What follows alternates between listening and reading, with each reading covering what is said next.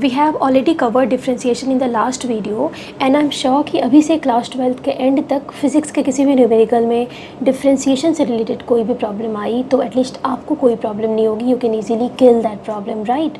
Today we are going to learn the next mathematical tool which is integration. Integration में basically we are going to learn all the things which are important for physics, namely the meaning of course and integration का physics में कहाँ कहाँ use हो सकता है, examples, then of course the basic formulae, basic rules, some numericals. Fine. So hello students, my name is Shwetanki. Let's begin today's class. Before learning what actually does this integration mean, हम कुछ basic सी चीज़ें देखते हैं. जैसे while doing integration हम symbol कैसे use करते हैं बच्चों, तो कुछ इस तरह के सिंबल यूज़ होती है. एस की तरह दिखता है. जैसे हम डिफ्रेंसिएशन लेते वक्त स्मॉल डी का यूज़ करते हैं, यहाँ पे हम एस की तरह दिखने वाला सिंबल होता है. इसका मतलब होता है हम किसी भी फंक्शन की इंटीग्रेशन ले रहे हैं. फाइन. अगर मैं बात करूँ कि इसे कैसे बोलते हैं, तो इसे हम बोलते हैं इंटीग्रल. इंटीग्रल कह सकते हो या इंटीग्रेशन ऑफ कह सकते हो. इसकी मीनिंग अगर बहुत ही सिंपल लैंग्वेज में बताऊँ तो इसकी मीनिंग होती है सम ऑफ. इसकी मीनिंग वही होती है बच्चों जो इस सिंबल की मीनिंग होती है. इस सिंबल को तो आप जानते हो, ये क्या है, समेशन, या इसको सिग्मा कहते हैं. बेसिकली सेवरल क्वांटिटीज़ का सम लेता है, इसे हम समेशन कह सकते हैं. तो आप बोलोगे कि मैम अगर both symbol have the same meaning तो why can't we use this summation in place of integration. तो बच्चों there is a basic difference. Difference क्या है कि जब समेशन आप लेते हो तो समेशन हमेशा डिस्क्रीट क्वांटिटीज़ का लेते हो, प्लस उन क्वांटिटीज़ की अगर मैग्नीट्यूड की बात करें तो वो फाइनाइट होती है, right.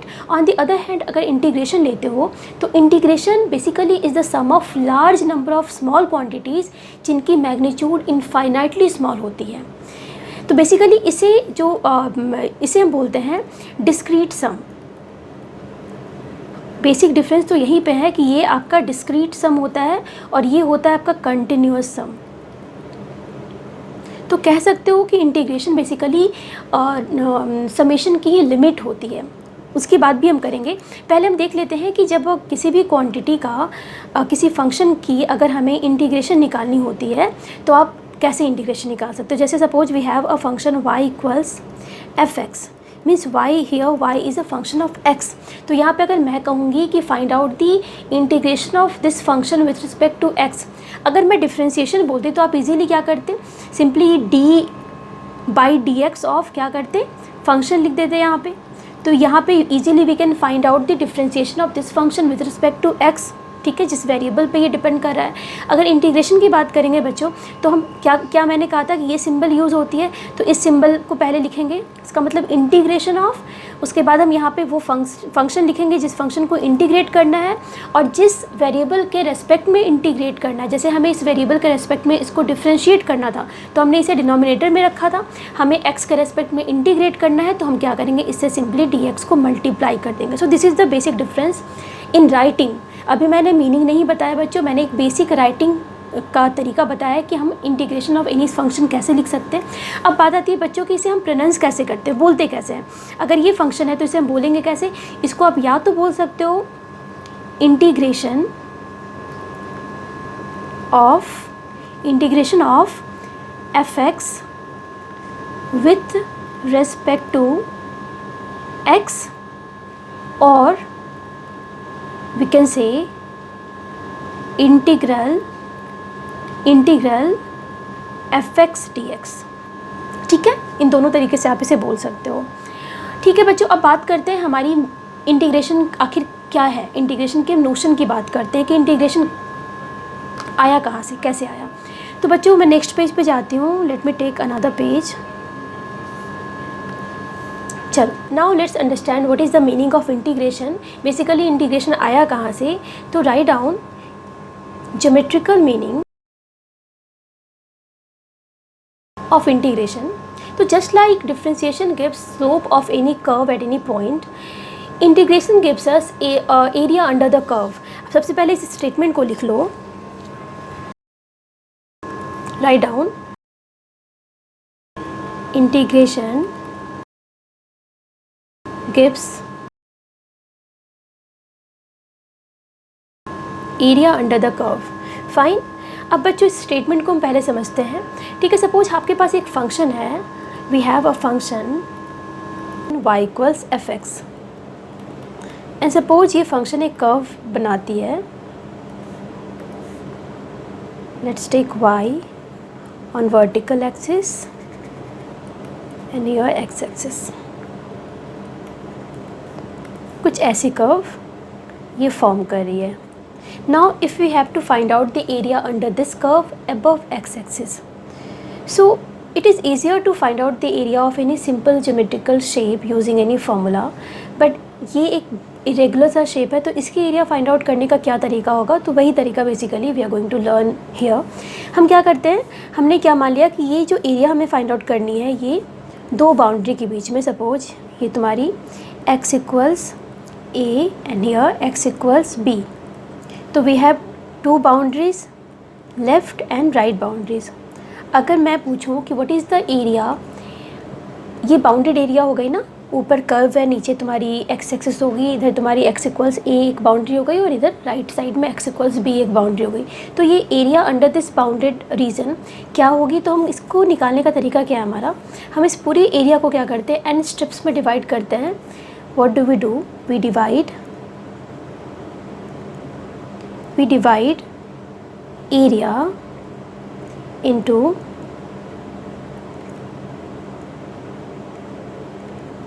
So we divide the whole area into n strips of width delta x each. तो हम वही करने वाले हैं.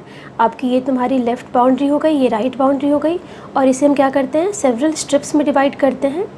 सपोज n स्ट्रिप्स में डिवाइड करते हैं, यहाँ पे मैंने बस 4 स्ट्रिप्स बनाए हैं, और मान लेते हैं कि ये जो तुम्हारी x एक्सिस है ये यहाँ पे x1 है, x2 है, और ये कोई जनरल सा पॉइंट हम मान लेते हैं xi. ठीक है, तो हम क्या करते हैं, इन स्ट्रिप्स के एरिया निकालते हैं सबसे पहले और इसे ऐड कर देते हैं, सारे स्ट्रिप्स के एरिया को ऐड कर देते हैं, तो हमें एक approximate area under the curve मिल जाती है. अब आपका क्वेश्चन होगा कि मैम ये स्ट्रिप्स के एरिया भी आपकी रेगुलर शेप की नहीं है, यहाँ पे अपर बाउंड्री जो ऊपर वाली है वो भी कर्वी है, कर्वी शेप है, तो इस केस में हम इसकी एरिया कैसे निकालें, तो हम क्या करते हैं, एक अप्रॉक्सीमेशन लेते हैं, यानी इसकी हाइट को कॉन्स्टेंट मान लेते हैं. हम देख सकते हैं कि यहाँ पे इस पूरे रीजन में अगर जाओगे तो हर पॉइंट पे x की हर वैल्यू के लिए इसकी क्या है, हाइट डिफरेंट है. तो हम क्या करते हैं, एजम्पशन, एक जनरल एजम्पशन ले लेते हैं कि किसी भी स्ट्रिप में जब हाइट कंसिडर करोगे तो we will consider the height of right boundaries only, right boundary only. तो यहाँ पे हम मान लेते हैं xi पे, इस जगह पे, एक सेकेंड, xi पे यहाँ पे कुछ इतनी हाइट है, ये वाली हाइट है. ठीक है, तो यहाँ पे हाइट कितनी है बच्चों, तो just put the value of xi in this function, यानी हाइट कितनी हो गई, fxi. तो ये एक हमारे पास नंबर आ गया, एक हाइट आ गई. तो now we can find out the area of this rectangle. ठीक है, ये जो रेक्टेंगल है इसकी area we can easily find out using area of rectangle. तो यहाँ पे लिख लो, write down area of strip at xi, height into width. Width कितनी है बच्चों, डेल्टा एक्स है, एंड हाइट कितनी है अभी हमने देखी, fxi. तो हमने एक जनरल एरिया लिखी है, एक जनरल स्ट्रिप की जो xi पे है, जिसकी राइट बाउंड्री xi पे है. ठीक है, अब हमको क्या करनी है, टोटल स्ट्रिप की एरिया निकालनी है. तो write down area of total strip. तो बिकॉज हमने एक जनरल इक्वेशन, जनरल एरिया निकाली थी, तो हम क्या कर सकते हैं, इसको समेशन ले सकते हैं. Summation i goes from 1 to n. Because हमने क्या किया, इसको n स्ट्रिप्स में डिवाइड किया है. मैंने फिगर में ओनली 4 स्ट्रिप्स बनाए थे, ये और भी ज़्यादा हो सकता था. ठीक है, तो ये 1 से n तक स्ट्रिप गया है, और this is the area of single strip. ठीक है, तो अब ये this is the area of total strip. अगर मैं इसको ज्योमेट्रिकली दिखा सकूँ इस जगह पे, तो हमने क्या कंसिडर किया, ओनली राइट बाउंड्री हमेशा हाइट के लिए. तो यहाँ पे कुछ ऐसी हाइट आएगी, इस जगह पे कुछ ऐसी हाइट मिलेगी, यहाँ पे कुछ एक्स्ट्रा हाइट भी कवर हो रही है, यहाँ पे कुछ एक, ठीक है, एक्स्ट्रा एरिया भी आ रही है, और इस जगह पे हम देख रहे हैं कुछ एरिया हम छोड़ रहे हैं. जैसे हमने देखा कि यहाँ पे अगर मैं डिफरेंट कलर यूज़ करूँ तो वी कैन इजीली सी कि यहाँ पे हमने ये वाली एरिया ली है. ठीक है, यहाँ पे हमने ये वाली एरिया ली है, यहाँ पे हमने ये पूरी एरिया ली है, यानी ये पूरी एरिया ली है. This area of the total strip is clearly not area under the curve. So what do we do? How can we make our result better? So basically we make this delta x smaller and increase the number of strips. We can increase the number of strips in order to get the better result. क्या करते हैं, अगर इसको geometrically मैं समझा पाऊँ तो मान लो इसको हमने फर्दर छोटे छोटे पतले पतले स्ट्रिप्स में ले लिया. तो मैंने कहा कि हम क्या करते हैं, हाइट को राइट बाउंड्री वाली हाइट लेते हैं पूरे स्ट्रिप्स की। तो यहाँ पे हमने क्या किया, ये तो एज सच रहेगी, बट इस जगह पे ये वाली हाइट कंसिडर होगी, ये तो यही रहेगी, बट यहाँ पे ये वाली हाइट कंसिडर हो गई। तो हम लोग देख सकते हैं कि यहाँ पे अगर मैं डिफरेंट कलर यूज़ करूँ तो ये वाली एरिया भी इंक्लूड हो गई, यहाँ पे ये वाली एरिया भी इंक्लूड हो गई। तो अब देख रहे हो कि एरिया, अब हम लगभग कर्व की एरिया को अप्रोच कर रहे हैं, या जैसे जैसे हम नंबर ऑफ़ स्ट्रिप्स इंक्रीज़ करते हैं या इस विड्थ को डिक्रीज़ करते हैं। फाइन, तो लिख लीजिए वी कैन गेट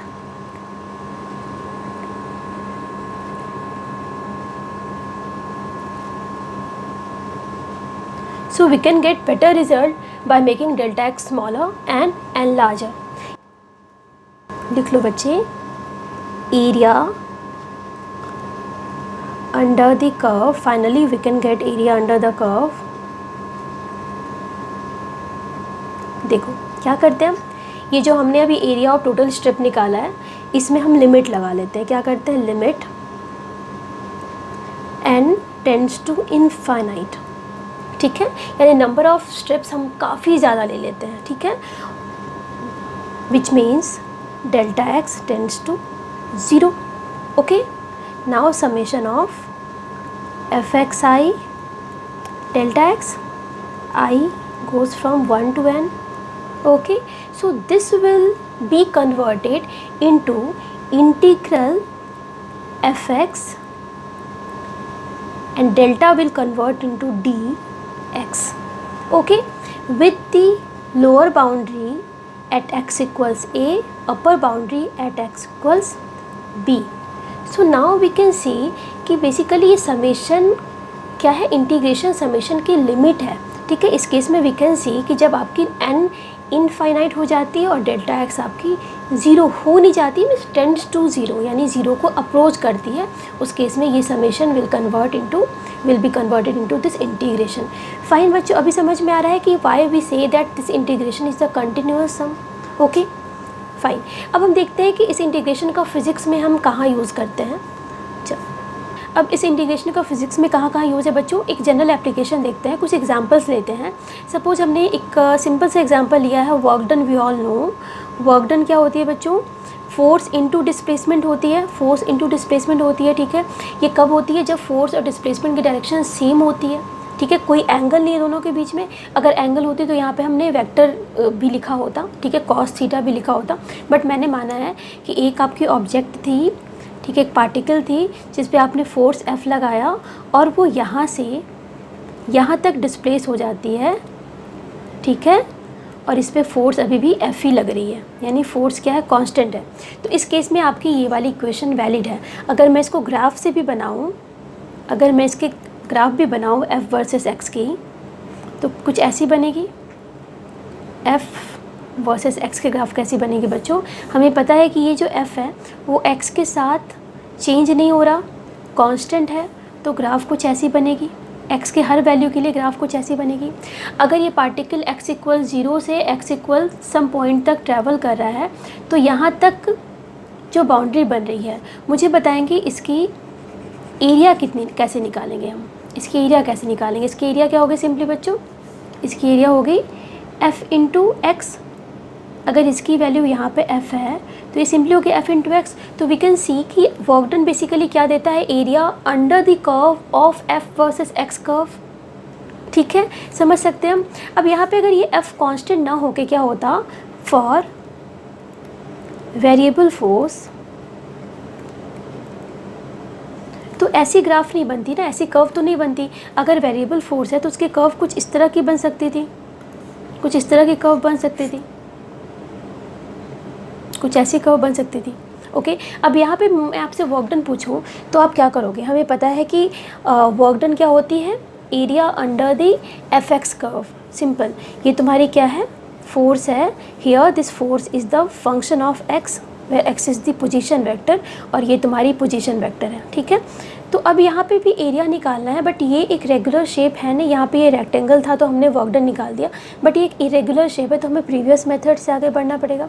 तो इस केस में वर्क डन क्या निकालेंगे, कैसे निकालेंगे बच्चों, लोअर बाउंड्री अपर बाउंड्री पुट कर दोगे डिपेंडिंग अपॉन द डिस्प्लेसमेंट, और यहाँ पे तुम्हारी ये सिंपली क्या हो जाएगी, F x into D x, because your force is the function of displacement.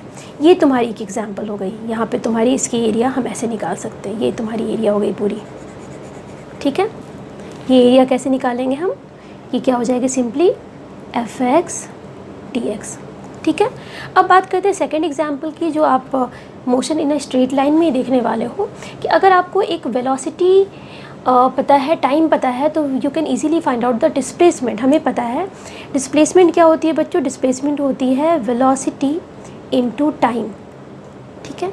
ये कब होती है, जब आपकी वेलोसिटी यूनिफॉर्म होती है, यानी टाइम के साथ साथ अगर मैं यहाँ पे ग्राफ प्लॉट करूँ, ये टाइम है, ये वेलोसिटी है। अगर यूनिफॉर्म वेलोसिटी है तो ये वेलोसिटी कुछ ऐसी होगी, टाइम के साथ वेलोसिटी इंक्रीज भी नहीं करेगी, डिक्रीज भी नहीं करेगी, कांस्टेंट होगी, स्लोप इसके ज़ीरो होगी। तो यहाँ पे ये वी कैन सिंपली सी कि ये तुम्हारी एरिया अंडर द कर्व यहाँ भी आ गई। यहाँ पे क्या है, area under the we T curve क्या देती है, आपकी डिस्प्लेसमेंट देती है। देख सकते हैं हम, this is the area of, okay.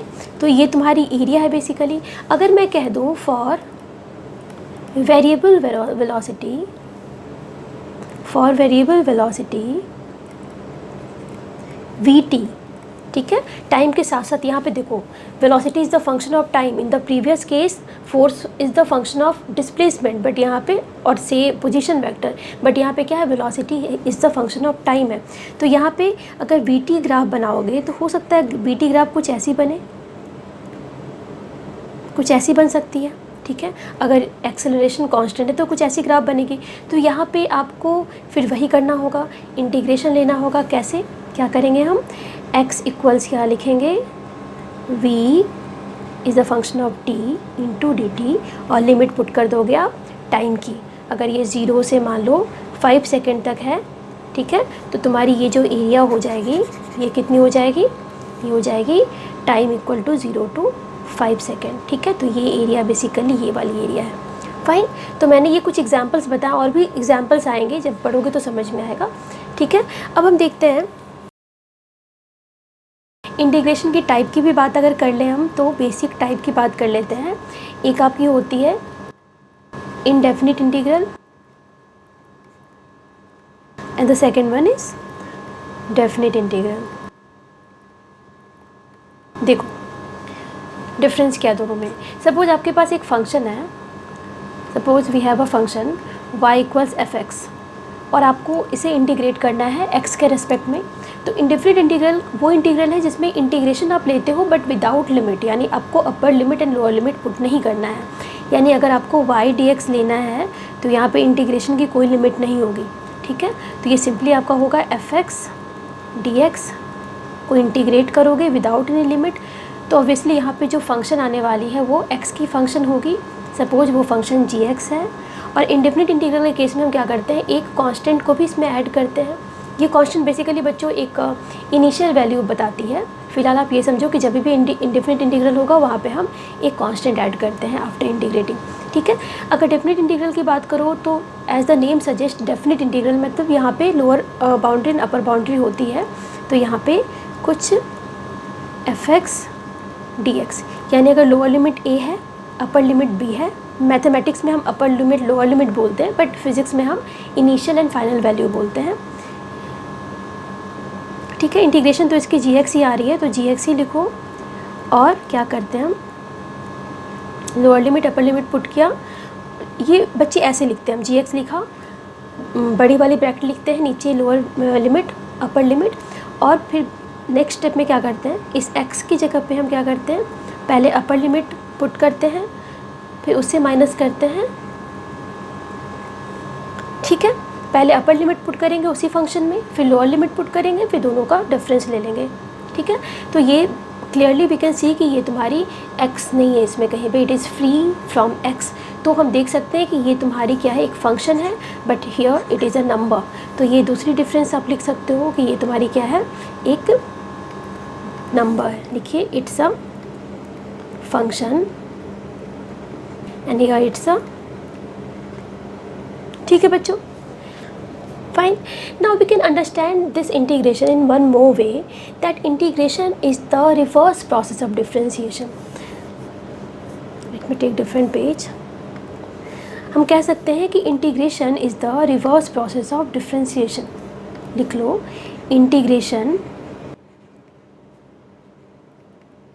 Is the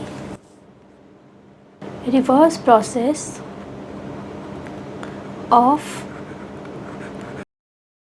यानी suppose if we have a function y equals F x, अगर इस फंक्शन को हम पहले डिफ्रेंशिएट करते हैं, सपोज हमने एफ एक्स को पहले क्या किया, डिफ्रेंशिएट किया, डी बाई डी एक्स लिखा, तो ये कुछ आई, सपोज एफ एक्स डैश, ये बच्चे लिखने का तरीका, अगर हम किसी फंक्शन को सिंगल टाइम डिफ्रेंशिएट करते हैं तो यहाँ पे एक डैश चला आता है, ठीक है, और इसको फिर दोबारा जब इंटीग्रेट करेंगे ना तो ये वापस से हमें एक्स एफ एक्स मिल जाएगा, ठीक है। या आप ऐसे भी लिख सकते हो, एक रिवर्स एरो डाल दो, यहाँ पे तुम इंटीग्रेशन का साइन लिख दो, तो ये तुम्हारी इस तरह का, अगर एफ एक्स का डिफ्रेंशिएशन एफ डैश एक्स है तो एफ डैश एक्स का इंटीग्रेशन एफ एक्स होगा, ठीक है बच्चों।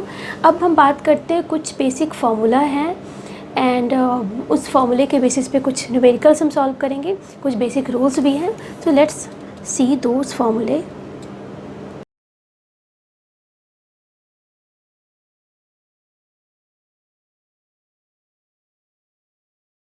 Now let's take some basic formula. तो सबसे पहला फार्मूला हमारा है when y equals x to the power n, ठीक है। तो अगर इसका इंटीग्रेशन हम लेते हैं x के रेस्पेक्ट में,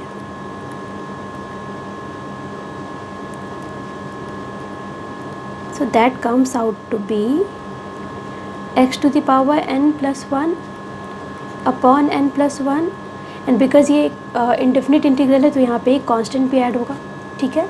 अब इसके कुछ एग्जांपल्स हम ले लेते हैं, जैसे मान लो n की वैल्यू तुम्हारी, एक मिनट, n की वैल्यू तुम्हारी 1 है, तो इस केस में x1 dx, y की value x to the power 1 हो गई, तो यहाँ पे ये क्या हो जाएगा, using the formula x to the power 1 plus 1 upon 1 plus 1, so that will be simply x square by 2 plus C, ठीक है। अगर n की वैल्यू 2 लोगे तो कुछ ऐसा इक्वेशन बनेगा x to the power 3 by 3, ठीक है। Just I have use this formula, ठीक है। अगर मैं यहाँ पे थोड़ा सा इसको थोड़ा सा इसको डिफ़िकल्ट कर दूँ, अगर y की value suppose 1 upon root over x है, ठीक है, इस केस में क्या आप लिख सकते हो 1 upon x to the power half, root को हाफ लिख सकते हैं, और अगर ये डिनोमिनेटर से न्यूमिनेटर में जाता है तो जो पावर है वो माइनस में चला जाता है, ये तो पता है हम सबों को। तो यहाँ पे हम देख सकते हैं कि यहाँ पे n की वैल्यू क्या है, माइनस हाफ है, तो यहाँ पे जो इंटीग्रेशन होगा x to the power minus half का x के रेस्पेक्ट में, यहाँ पे तुम्हारे पास n माइनस हाफ है प्लस 1, माइनस हाफ प्लस 1, ठीक है। तो माइनस हाफ प्लस 1 क्या हो गई, हाफ हो गई बच्चों, तो ये हो गई हाफ, नीचे भी हाफ, तो फाइनली क्या लिख सकते हो, ये हाफ तो ऊपर चला गया ना, 2 हो गया, और ये तुम्हारी रूट एक्स आ गया, ऑब्वियसली 1 एक कांस्टेंट ऐड करोगे आप, ठीक है। समझ में आ रही है बच्चों, मैंने कुछ एग्जांपल्स ले लिए इस पर। अच्छा, एक और अगर एग्जांपल मैं ले लूँ, सपोज हम x की वैल्यू को n की वैल्यू 0 ले लेते हैं, n की वैल्यू 0 ले ली हमने, तो y इक्वल्स क्या हो गया, x टू द पावर 0 हो गया। अगर x टू द पावर 0 को हम इंटीग्रेट करते हैं x के रेस्पेक्ट में, तो अगर फॉर्मूले में पुट करें तो ये x to the power 0 plus 1 upon 0 plus 1 plus C, which comes out x to the power 1 upon 1 plus C, ठीक है। यहाँ से हम क्या देख सकते हैं बच्चों कि ये x टू द पावर 0 क्या है, एक्चुअल में ये 1 है, तो बेसिकली ये क्या हो गया, ये हो गया dx का इंटीग्रेशन सिंपली क्या होता है, x ऑब्वियसली 1 कांस्टेंट, ठीक है। तो ये भी as a rule, as a formula ही लिख लो आप, ठीक है बच्चों। अच्छा, यहाँ पे एक बात का ध्यान रखना कि यहाँ पे इस जगह पे n should never be equal to -1। अगर ये -1 हो जाएगा तो ऑब्वियसली जो हमारे पास इंटीग्रेशन आ रही है डिनोमिनेटर में n+1, वहाँ पे वो n+1 0 आ जाएगा, बिकॉज -1 + 1 गिव्स यू 0, और anything divided by 0 is undefined, तो यहाँ पे n should not be equal to -1। Fine बच्चों, अब हम बात करते हैं सेकेंड फॉर्मूले की, ठीक है। व्हेन y इक्वल्स 1/x, तो integration of 1/x with respect to x is log ex plus c, okay. The third one is when y equals exponential function, so this one is very easy, is simply equal to ex. Okay, now let's take some trigonometry function. अगर आपके पास suppose we have y equals cos x है. आपको याद है cos x किस function का differentiation था बच्चों? sin x का. sin x का डिफ्रेंशिएशन अगर cos x है तो cos x का इंटीग्रेशन sin x होना चाहिए, और वही होता है. यहाँ पे अगर मैं इसको फोर्थ फॉर्मूला लिखूँ तो यहाँ पे we can write down cos x का integration will be equal to sin x. Okay, next आप खुद समझ सकते हो कि अगर y की वैल्यू sin x है, अब याद करो sin x किस फंक्शन का डिफ्रेंशिएशन था? जिस फंक्शन का ये डिफ्रेंशिएशन था वही इसकी इंटीग्रेशन के बाद की वैल्यू आएगी. तो sin x था cos x का डिफ्रेंशिएशन विथ नेगेटिव साइन, तो sin x का इंटीग्रेशन क्या आ जाएगा? Minus cos x plus c. ठीक है बच्चों, तो जितनी भी डिफ्रेंशिएशन का फॉर्मूला हमने ट्रिग्नोमेट्री फंक्शन में देखा था, हम सारे फॉर्मूले को क्या करने वाले हैं? रिवर्स फॉर्मेट में हम इंटीग्रेशन में याद करेंगे. तो हमें सारा फॉर्मूला याद करने के लिए भी ज़रूरत नहीं है. तो एक बार मैं स्क्रीन पे दे रही हूँ कुछ फॉर्मूलेस, आप उसे नोट डाउन कर लो और उसे मेमोराइज करो. ठीक है,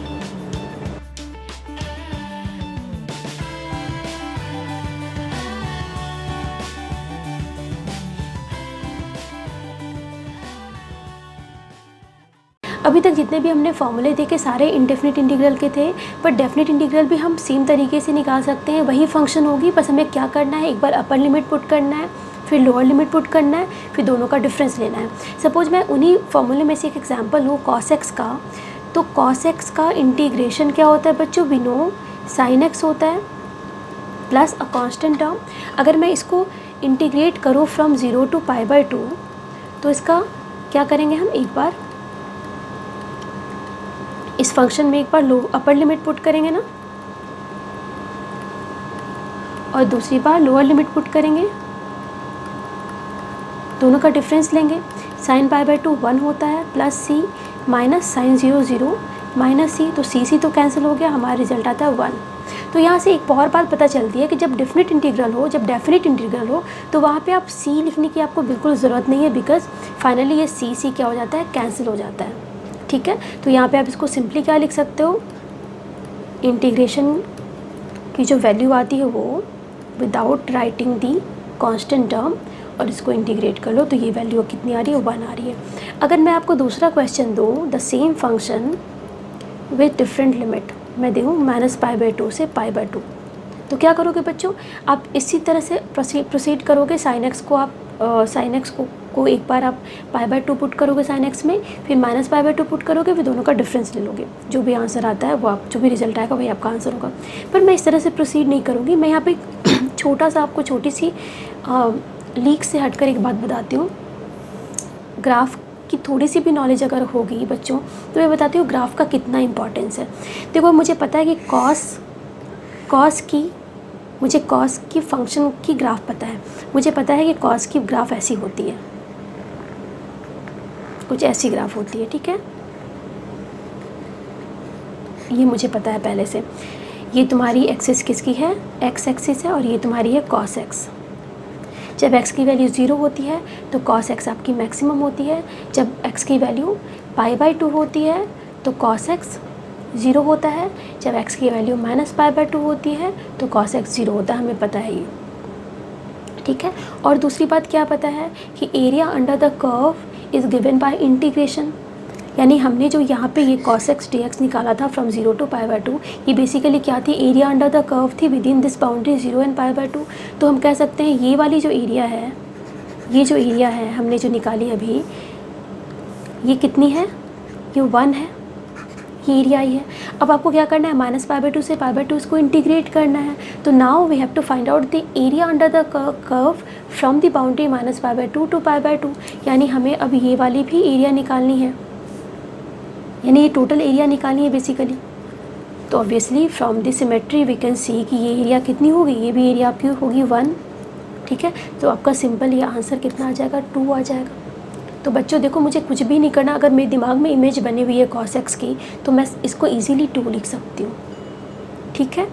तो बहुत कुछ है ग्राफ में बताने के लिए, तो हो सकता है मैं कभी और कोई क्लास ले लूँ। अगर आपको अच्छा लगेगा तो आप मुझे बताना कि मैं इसकी कोई सेपरेट क्लास लूँ या नहीं लूँ।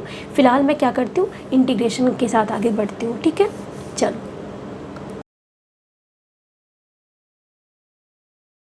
अब बच्चों कुछ इंटीग्रेशन के रूल्स भी हैं, जैसे हमने डिफरेंशिएशन में रूल्स देखे थे, वैसे इंटीग्रेशन में भी कुछ रूल्स होंगे।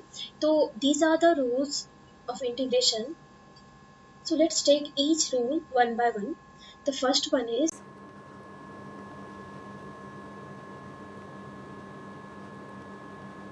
कांस्टेंट मल्टीपल रूल, यानी अगर किसी फंक्शन से आपने कांस्टेंट को मल्टीप्लाई कर दिया, if we have a function y equals k into f x where k is a constant, तो इस फंक्शन का इंटीग्रेशन क्या होगा x के रेस्पेक्ट में। k को simply pull this k outside of this integral sign और इसे आप इंटीग्रेट कर दो, सिंपल, ठीक है। सिंपल रूल है। अगर मैं एग्जांपल लूँ, सपोज y इक्वल्स 3x² है, ठीक है। तो क्या करोगे आप क्या करोगे बच्चों, यहाँ पे 3x² dx में क्या करोगे, 3 को बाहर ले लोगे और x² dx का इंटीग्रेशन ले लोगे। हमें पता है x² dx का इंटीग्रेशन x³/3 है फ्रॉम दी फॉर्मूले, एंड यहाँ पे 3 मल्टीप्लाई x³ आंसर आएगा, ठीक है।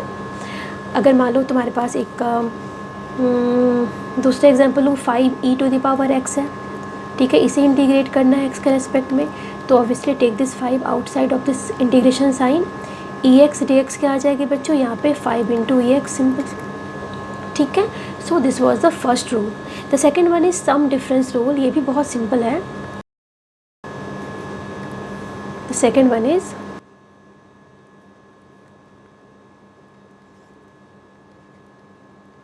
सम difference rule. Suppose we have a function, we have 2 function, हमारे पास 2 फंक्शन है x के, ux एंड vx, 2 फंक्शन है, ठीक है।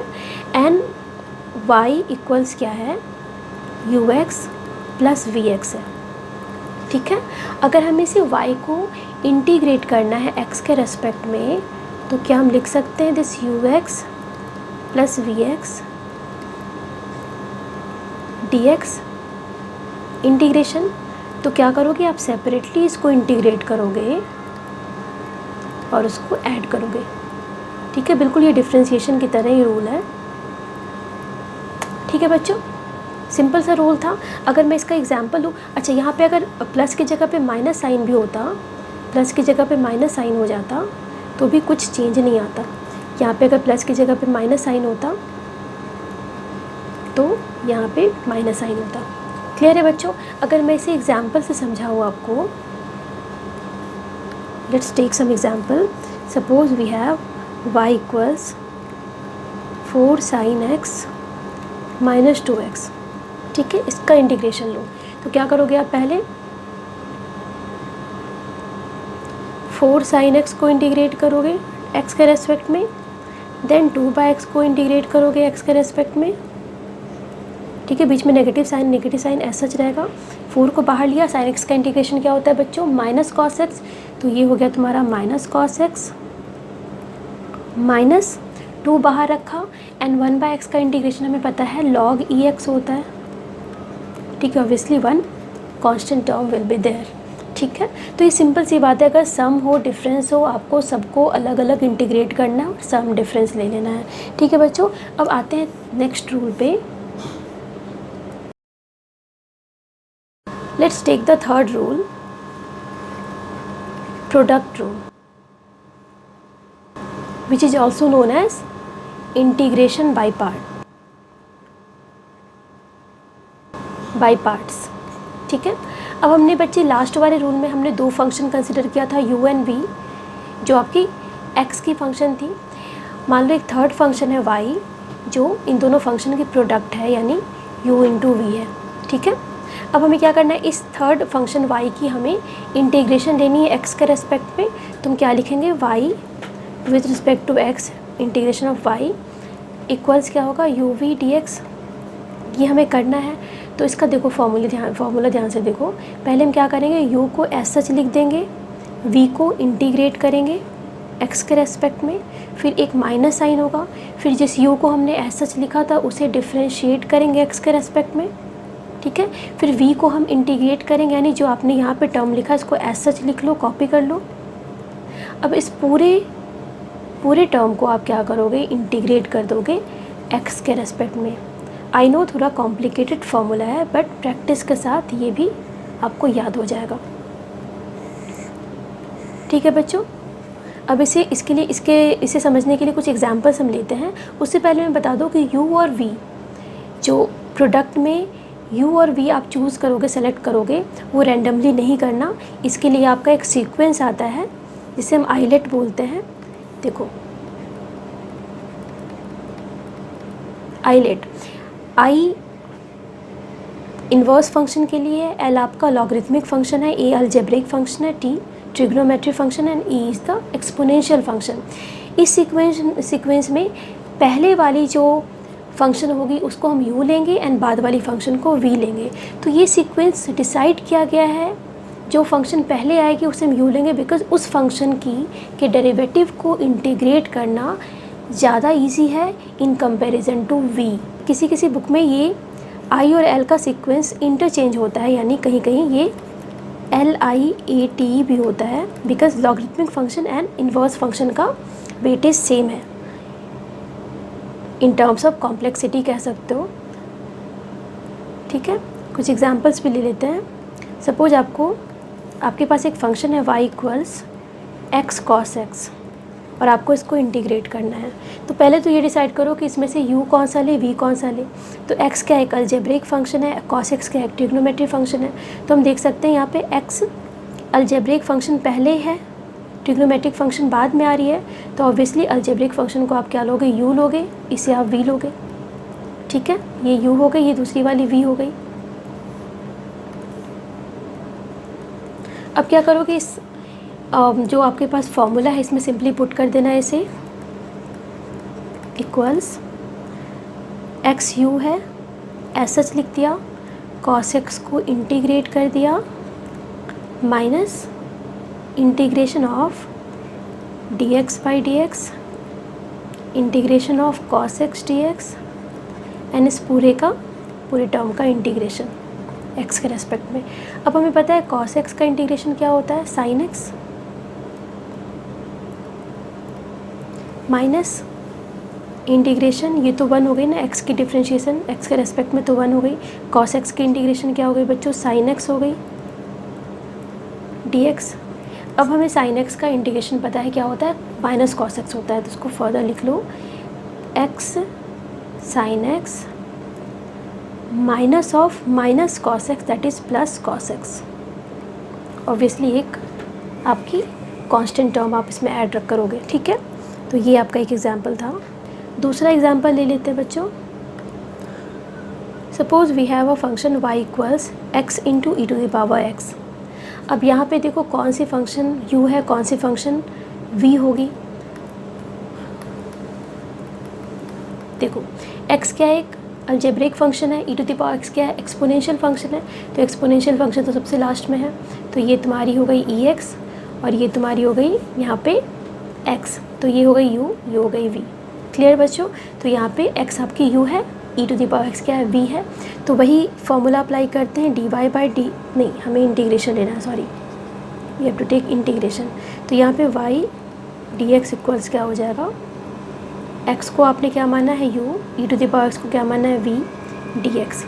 चलो फॉर्मूला याद करो, x u को हम पहले लिखते हैं, फिर v को इंटीग्रेट करते हैं x के रेस्पेक्ट में, फिर माइनस इंटीग्रेशन ऑफ, जिसको हमने x को पहले लिखा है, u को हम डिफ्रेंशिएट करते हैं x के रेस्पेक्ट में, फिर इंटीग्रेशन ऑफ e dx और फिर पूरे का इंटीग्रेशन x के रेस्पेक्ट में।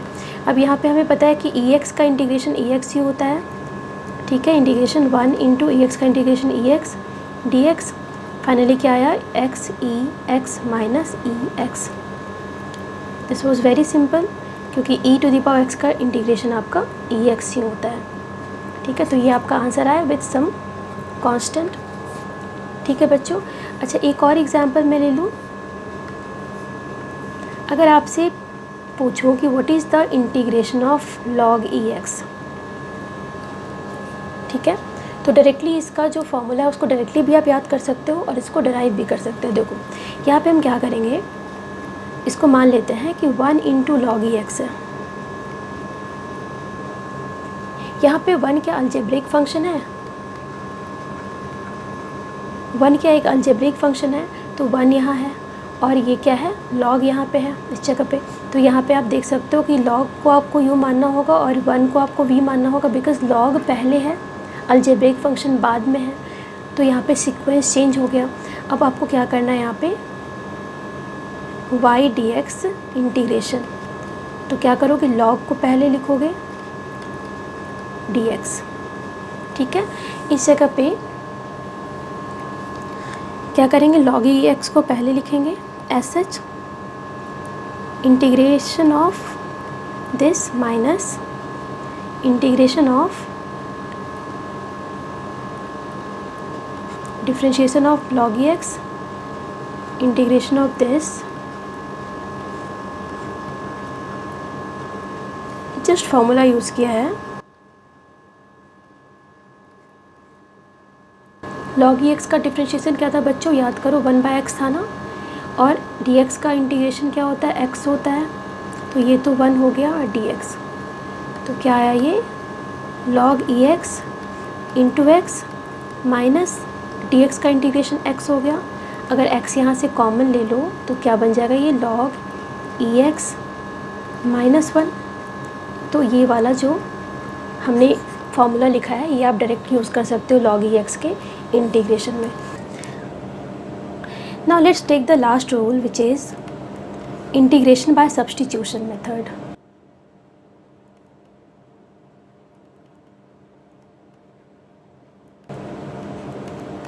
ओके, सो ये वाली रूल बिल्कुल प्रैक्टिस की चीज़ है, अगर प्रैक्टिस करोगे तभी इस रूल को समझ पाओगे आप।